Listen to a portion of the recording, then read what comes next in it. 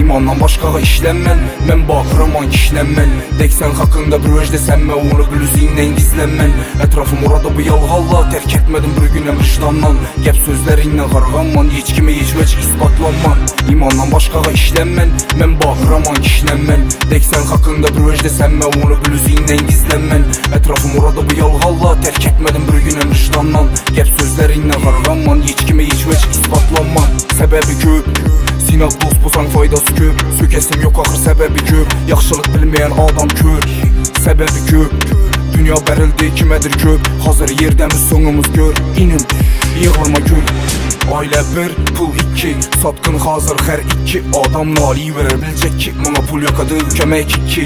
Dedi yaman gəppinə qoydum, bulanı mən gəp bilən soydum. Bol deyil onlara çay koydum, gördüm bulanın hər xil oyunun. Heç kimə aytma pulalların lik ullayasamdır aldansan. Dünyaya gəldim biliyənim şu qaytmıydı vaxt hiç yalvarsanam. Ya gülə verəmən ya yığlıyım an hayat oxşarmadır it varsagan. Niyə yaxşı mı yarım güç sana qiyilik bil bunu ansat.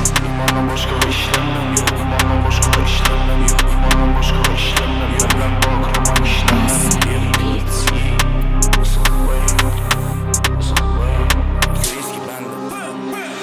İmandan başqağa işlənmən, mən baxıram kişilənmən. Deksən haqqında bir vəcdə sənmə, onu blüzindən gizlənmən. Ətrafım orada bu yalğalla, tərk etmədim bir günəm vicdandan. Gəp sözlərinlə qarğanman, heç kimi heç vəc isbatlanman.